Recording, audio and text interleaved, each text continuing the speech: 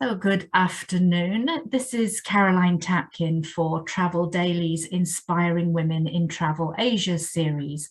And today we're joined by Chitra Gurnani, who is in India and ticks the boxes for tech and entrepreneur.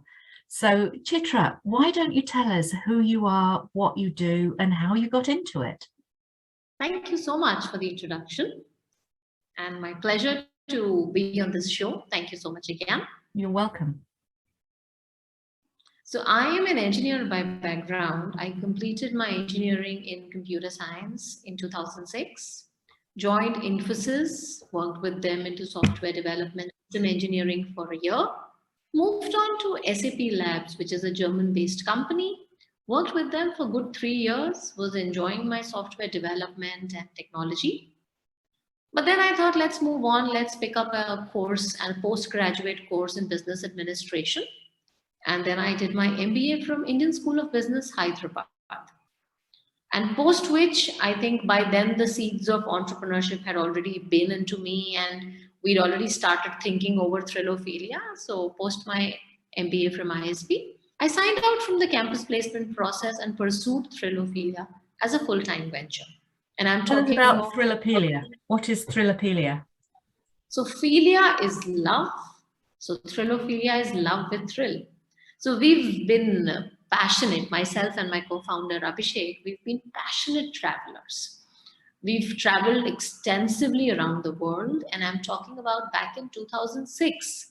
We were traveling quite a lot around Bangalore in India. So we were traveling in the South Indian region, and we were doing a lot of outdoor things, a lot of activities, a lot of camps, treks.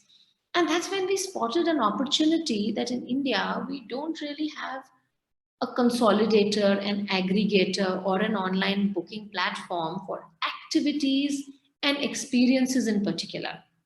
While we have the OTAs for booking flights, for booking hotels, for booking package tours, for booking taxis, for booking railway tickets, bus tickets, but nothing for booking activities and experiences. And this I'm talking of days in 2007. Okay. So we spotted that opportunity because we were traveling aggressively. We were not able to book things online. We were not able to find information online of what we wanted to do.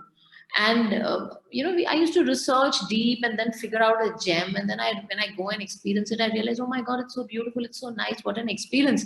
People can't do it because they just don't know it. And there's no way they can reach it. So with that thought, we decided, and Abhishek and I, both of us wanted to do something of our own. We wanted to get into businesses and build something from scratch. So we said, okay, let's jump into something that we love, something that we are passionate about. And so we started building Thrillophilia back in 2009. I did not leave my job. He did not leave his job. So Thrillophilia building used to happen in the late evenings, till late night, till early mornings before we head to our day job. So this was actually the evening and the night overnight jobs for us. And then when I went to ISB for MBA, that's the time I left SAP, moved on to do my MBA course. And when I was completing my course, I actually went and signed out from the campus placement process to be sure that, now I will not pick up another thing, but I will give my full 100% into Thrillophilia and scale this venture. Okay, so how long between starting with the idea to when you gave it your all? How long was that process? It was 18 months. 18 months. Because 11 months was my course, and I would say 7 months was before the course when I was with SAP. Okay. So it was 18 months of dual work that we did. But after my MBA, I was very clear. I'm willing to take all the risk now because actually I had a good heavy loan on my MBA also. It wasn't really the best decision if you look at it from a financial or a calculation angle. My dad was very upset because I had taken a big loan, left a handsome job. So he's saying on one side, you leave a handsome job to do a course. For the course, you take a loan with the hope that at the end of the course, you will get a high-paying job. And now you say, I will not take up the job, but I will run my own thing, which will need more investment. So it was not sounding very logical, but that was what we wanted to do. So between me and Abhishek, we decided, okay, Abhishek, you continue the job, you pay my loan. and let me jump into it full time till the time it becomes profitable so that you can also jump into it. Okay. So it took us a year, I think 12 months, and I was able to make it profitable and break even. So Abhishek could actually jump in 2012, 100%. 12 months is quite a short period of time to make something profitable like that. Yeah, so we played with a lot of gears. I think we did not increase our costs. We tried to take one step at a time, and then the second one, and then the third one. So rather than putting a lot of investment in the beginning and it taking time to break even, we decided to start shipping out the product fast, start testing the waters fast. So we actually were able to achieve a lot more in less time. So how much you did a technology course and studies, and is that unusual in India for a girl to be following that course, or is that fairly common? The technology course? Technology, yes. That's quite common. I think in India, a lot of girls are doing engineering now in computer science. That's a very common practice. Right. So your family was very happy that you were following that route because big jobs follow.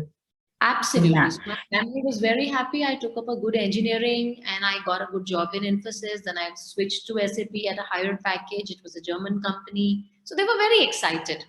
How did you overcome that reluctance on their part? Sorry? How did you overcome the reluctance on their part for you to step into entrepreneurship and give up that job? How challenging was that? I think it wasn't really very challenging because I was persistent at what I wanted to do. Okay. I think as long as I am persistent, all I need to do is convince people, right? And if I have conviction in what I'm saying, in what I'm doing, sooner or later I will convince everybody. So it wasn't very hard. I think I was able to convince them. They were always a little afraid from inside. They had a scare in their heart that, if this doesn't work, who will pay the loan? How will it manage? They will not get another job again, right? But that's okay. They learned to deal with those uncertainties because till date they now realized it that, now suddenly COVID hits us. Yes. And everything goes online. And travel is the first segment to get hit. I mean, you will not travel when there is cases all around you, right? Right. So we're the first one to get hit. And so that uncertainty is always there in your business. I mean, it's not in my business. I think it's there in every business.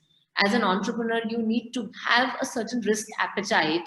Only then you will be able to deal with that uncertainty and actually look positivity in that uncertainty. How do you deal with that when it is so uncertain, particularly at times like this? How do you handle that? I look at the positivity in those uncertain times also. And there is a ray of positive element in every uncertain time. So when COVID hit us the first time, it was very clear that it's not something which will go away in a month or two. We knew the impact will last for a minimum of 6 months. So we took some harsh calls. I did my team meeting. We were 200 member strong organization at that point of time. So I did an all hands meeting. I communicated to everybody that, it's a very hard time. We will all have to be in together. And there will be some amount of pay cuts that we will do as a team. We will try to compensate them in other forms as the market recovers. But for the next few months, as long as there is so much uncertainty and there is no business at all, I mean, it is zero. Let us all face the storm together rather than me losing some parts of the family, rather than me saying, okay, to retain some people, I need to let go some people. Instead of doing that, let us all together face this storm, take a little pay cut for each one of us, do some alternate things so that we make some kind of money, if not selling what we were selling earlier, doing something different and trying to make some money so that we are able to overcome this sooner. And the entire team stood by us, honestly. They accepted the pay cuts willingly. They worked extensively. We sold certain new products, new things within the travel space, and we were able to survive. Okay. So what new things did you come up with? So, for example, we came up with a membership program for our travelers. That if you take up this membership program with me today, you pay X amount to me today, you get significant advantages in the future when the market opens up and you will travel. Okay. And there's a lot of people who are passionate travelers who would never leave the hope of traveling. I mean, Everybody wants to travel. It is just they will not travel today. But what I'm offering you today, I will not offer you 6 months down the line, because then the market will open up, right?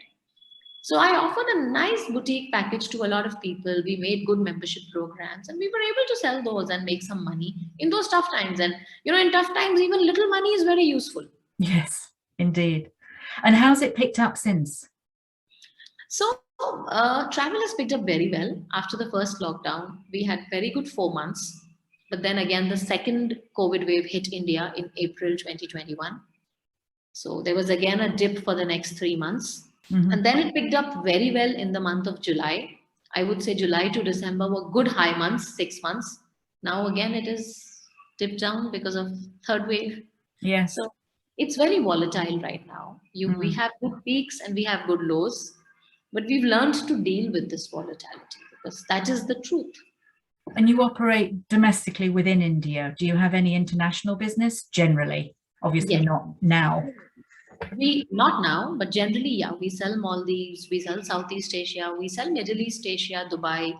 So a lot of Indian travelers book these things with us. Mm-hmm. But our customer is primarily Indian. Okay. All right.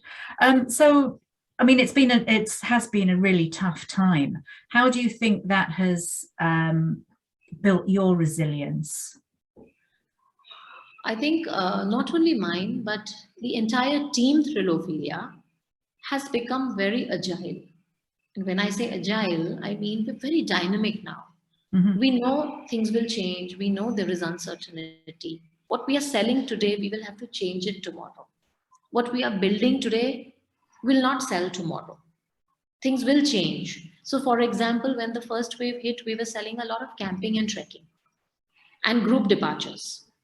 We realized after COVID, people will not book group departures first. They will not travel in random groups. They will travel in the private groups. They will book private stays, right? So we started changing our product line as the market was changing. And we had to do that very quickly. Because if we take time, market opens up, somebody else takes the share. Mm-hmm. Right? So we had to be really quick and sharp at doing it. So the entire team has become very agile today, and that's because we know things change and we have to change faster. Only then can we adapt.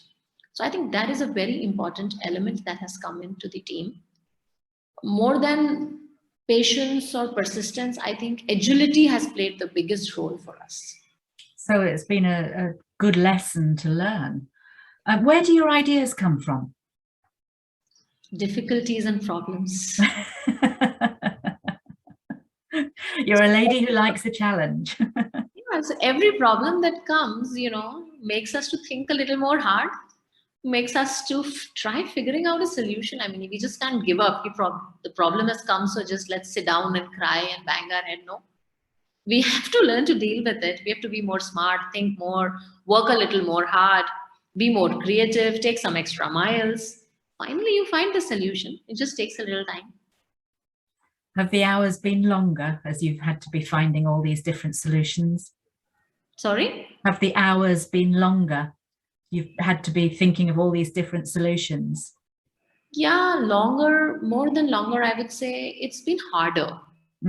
So it's not hours. We don't invest more hours, but I think every minute that you spend, there's a lot of pressure on you when it's the hard time.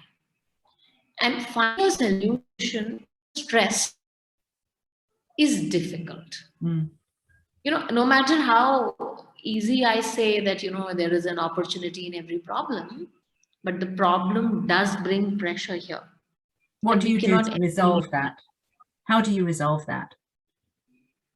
I think I just focus on finding a solution. That's the only thing I look at. I know every problem has a solution. So keeping your head in the game. Absolutely. Just keep your head in the game, keep playing, keep working hard. It will happen one day. Don't lose hope, don't lose patience. Who inspired you along the way? A lot of people have inspired in this journey. Some of them have been our mentors, some of them have been our teachers, some of them have been our close family members, some friends, some team members, right? People who report into me are also inspiring me every day by the way they're doing, by the work they're doing. So I don't say there is one person, I cannot take the name of one person, but a combination of people have inspired me in the journey to think better, do better. But I would say if there's one name I have to take, it will be a professor who's taught me in my couple of years ago, one of my courses. He's an entrepreneur by heart, and he's actually an entrepreneur. He's built many businesses from scratch. I think the way he thinks, the way he approaches problems, the way he looks at things, that has been very inspiring for me in the journey. Great. What are the main characteristics that you think are relevant for an entrepreneur? Persistence will be the most important one. I think without persistence, no entrepreneur can succeed. There are difficult times that every entrepreneur will have to go through, right?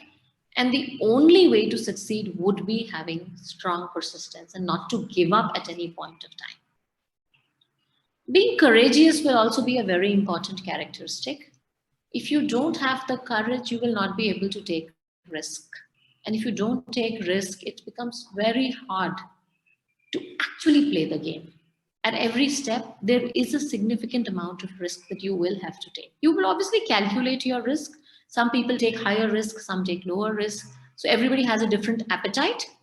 But you have to have that courage to take that risk, to jump hard. Had I not signed out from the campus placement process, I would not have been here today.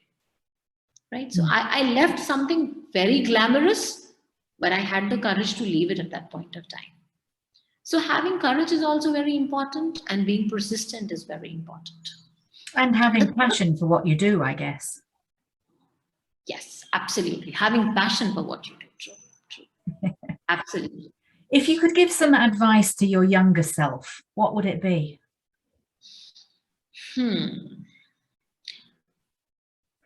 I think my biggest advice to myself would be to do things with more focus.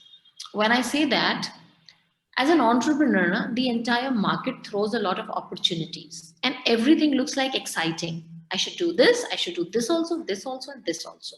So when I'm doing one thing, another opportunity comes in the same space, and you start deviating, and then the third one, and then the fourth one. And you start believing you can handle all of them together, right? That's how you think. That is why you're an entrepreneur, because you think you can do a lot more, right? Right. But typically, when you end up picking up too many battles, focus on one reduces. And that is the time success takes longer. I don't say you don't succeed, you learn the hard way. But if I were to give myself this lesson, my lesson is focus more, do less. The success will be more, and then you can do more, and then do more, and then do more. But don't do horizontally too much, do vertically. It's a difficult lesson to learn, isn't it, for anybody to focus? As you say, all these opportunities come your way as you start opening up doors, and it's difficult to focus sometimes. Absolutely, very difficult. So what very advice? exciting to look at those opportunities and just keep jumping into them. Yes, you've got to keep the blinkers on. You have to say no to so many opportunities. I have learned to say that. Every other meeting, I'm saying, no, I'm not doing this. I will not do this. I will not do this. And people around me are saying, she says no to almost everything. I'm like, yes, I've learned that the hard way. I'm not going to leave it now. That's a good lesson to learn. Keep the focus and learn to say no. Absolutely. What makes you say yes? A strong plan in place. So if you throw an opportunity to me, I will do my numbers. I will do a quick plan on my Excel. And if the roadmap in the plan sounds exciting to me, if I see the return on my investment could be time, it could be money, it could be the number of people, whatever. So the return on my investment seems to be good and exciting. It's a yes. So another important element is how feasible is the implementation of this plan? So one is a good plan, but then a good plan implemented poorly will not result in good output, right? So I think one is a good plan, and the second is the feasibility of the success of that plan. I would look at these two things and then take my calls. So don't get carried away with all the dreams and the excitement. Back to basics. Numbers. That's the way I am. What advice would you give to girls coming up now who look at you and think, I'd like to do that? What sort of path, educationally or in life, do you think they should take? I think any good education works. It doesn't matter whether you're from a technology background or you're from a MBA background. I think good education in a good college with good peers around you helps broaden your vision. Mm-hmm. So I think good education will certainly play an important role.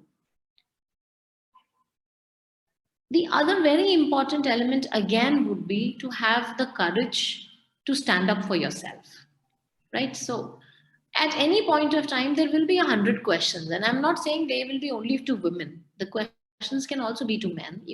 Even boys would be answerable for a lot of things. Even their families might have a lot of issues and challenges. So whether it's a man or a woman, I would say it's important to stand up, have conviction for what you believe in, and stand up for it. That's fantastic advice. Yeah, a good broad education and the passion and courage to stand up for what you believe in and what you want to do. And then don't give up. And then don't give up. Don't give up. Complete the full stop, right? So otherwise, yes. If you give up, then all that you did went for a toss. No giving up. What's the future for you now? Growth. We are scaling and growing very fast as an organization. Which direction? Customer experience. I think there was a time we were chasing revenue and numbers. Yes, madly, because we were very small. We had to be big. Now we've reached a stage where we're reasonably big. I think the next most important thing at this stage we are is customer experience. Because as you scale, your quality starts going down. Mm-hmm. And that's the time we start losing the customer experience. So the single most important focus for us now is delivering phenomenal customer experiences with the scale that we are scaling. Okay. So when we were small, it was easy to deliver good experience. We did not face those challenges. But as we are scaling, we are getting absolutely new challenges altogether. We never thought such issues will happen, right? So when you have the revenue, but you still face issues, is the time you need to really shift your gear and focus on that one single thing of delivering fantastic experience. So that is the single focus now for the organization. And geographical expansion? Any plans for that? Absolutely. So we have covered India quite a lot. In terms of outside India, we have Middle East, we have a little bit of Southeast Asia. We have started touching Europe. So I think logically getting into Europe would be the next big thing for us. So I guess we've got a lot to watch in the coming months and years. Absolutely. And what about you personally? What's next for you? What's next for me? I think for me, Thrillophilia is the only thing that I can think of right now.